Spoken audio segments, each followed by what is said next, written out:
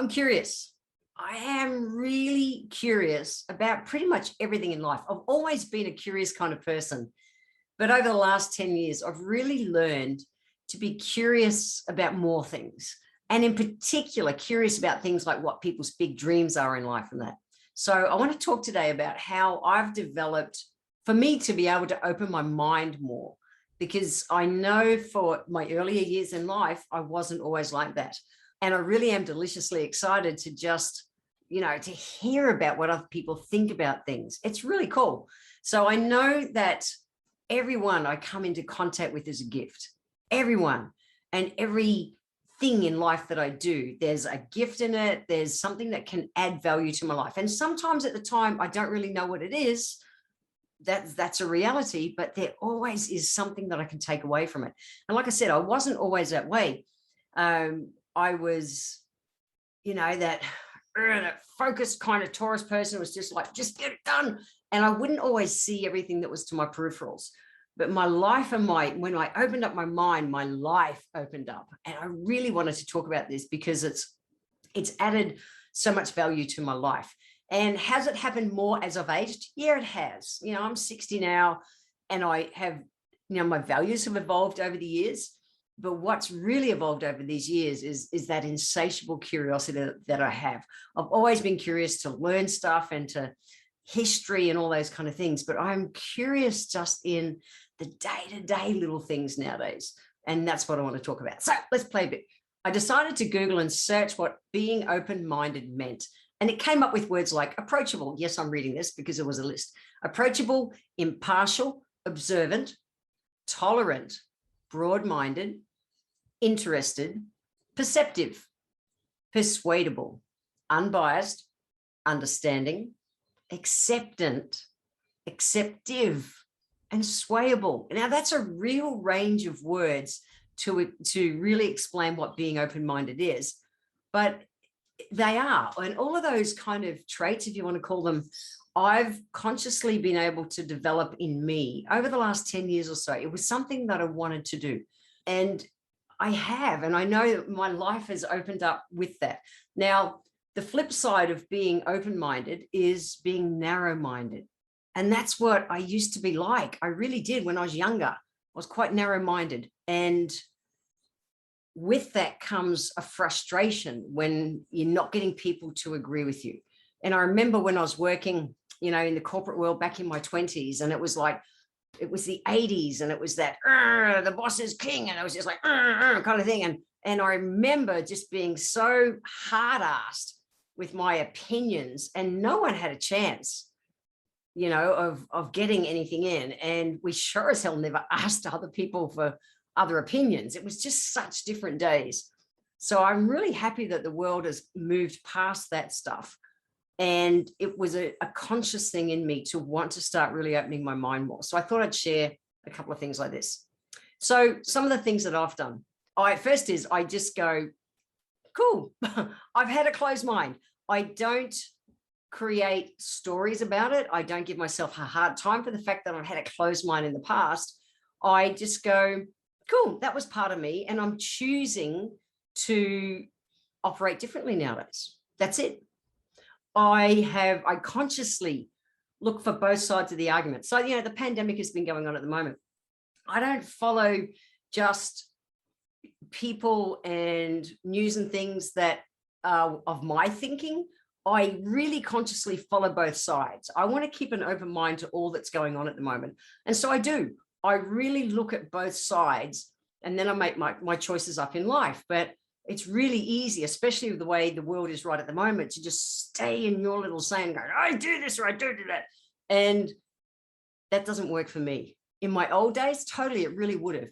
But I'm really conscious of looking at all the sides that there are now.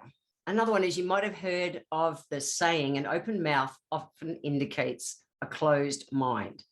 And I've learned a big part of the process for me to learn to be open-minded is to learn to shut my mouth and listen more, and not listen from a place that I'm wanting to come back with my answer, which is kind of human nature, what we do.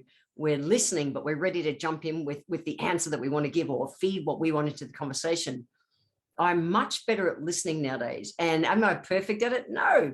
But in the past, I would run over people's conversations and end sentences and things constantly. And I'm far better at that nowadays, at not doing that, than I ever used to be. So I'm really happy with that. So really conscious listening has been a big way for me to break that pattern as well. Next one is I really enjoy getting other people's opinions, because I realize as I age, I don't bloody know everything.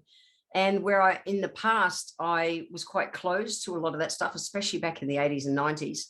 I seek out people.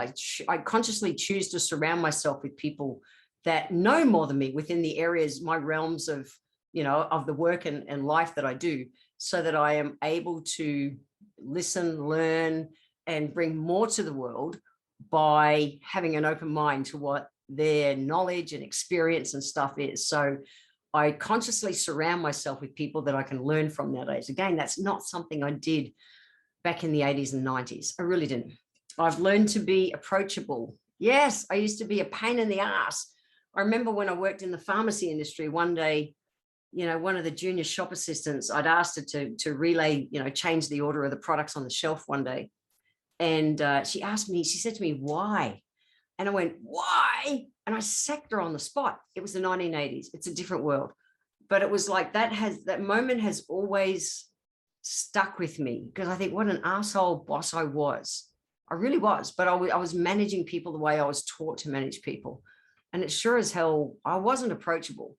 I want to be approachable nowadays because I can learn so much from other people. I want to be impartial. I want to be observant. I want to be tolerant.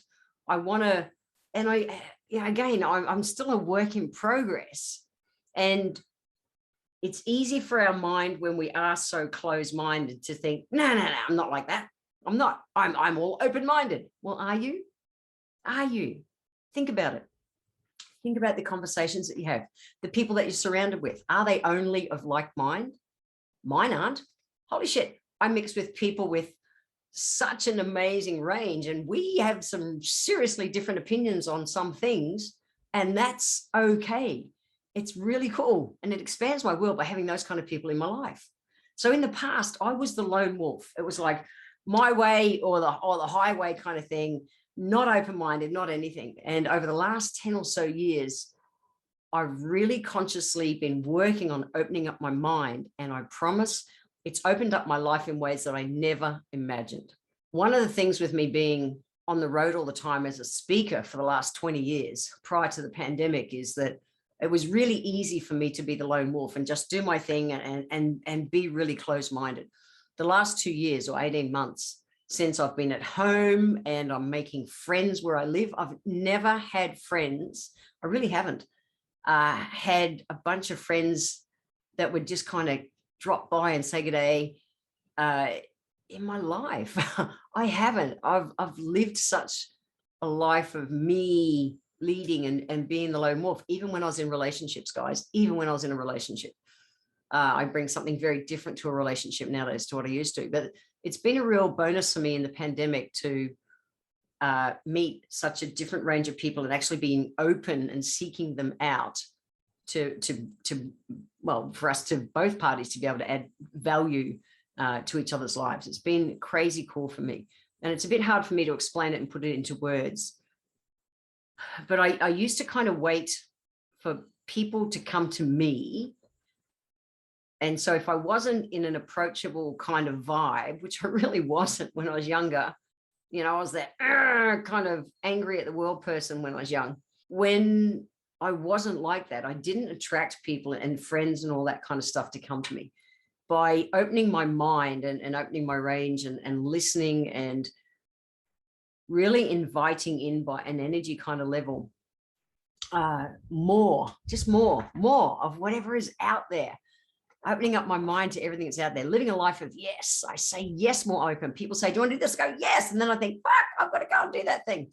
But doing that stuff is what has allowed me to consciously open my mind and open up my life. And I just wanted to touch on it today because it really has been the best edition, but it's been really conscious, and it's still really conscious for me to do. So I want to leave you just with 3 simple, healthy life hacks today. The first one is to practice active listening. Like really listen Stay present, breathe, just breathe through your nose. You know, one of my surf coaches teaches breathing. And so breathing through my nose, and really it helps me to be present, to just slow myself down, be present, and really listen to what the person's saying. That's the first step. Healthy life hack number 2 is to try new things on. Say yes more often. When someone suggests something, say yes, and then think about how you're going to make it happen, but say yes. It's the coolest way. I would not be surfing nowadays, which is a solid addiction in me, almost an obsession. I sunrise surf 7 days a week. That would not have happened. Well, it sure as hell never happened. But 5 years ago, when, you know, my gorgeous friend Shane said to me, Jen, let's learn to surf, I went, yes. And then I thought, fuck, learn to surf. And it is such a big part of my life nowadays. It's crazy. The benefits are endless. So think about saying yes more often, and then worry about not worry about it, and then deal with, you know, what you've got to live into, make that happen. And healthy life hack number 3 is to let yourself be a work in progress. I still complete some people's sentences some days. I still override conversations sometimes, but the difference is I catch myself at it the majority of the time, and I'm able to shut up and say, no, you're like, no, please finish what you're saying. I'm still a work in progress. But you know what? I would rather be a work in progress and be heading in the right direction to have a more open mind, and all the value that's been added to my life by having friends of a different quality in my life is priceless. It really is. So let yourselves be a work in progress, guys. This was a bit of a quickie today, but it's an important one. So if you want to get a copy of the show notes to go back to what I talked about today, head over to www.healthylifehacks.com.au.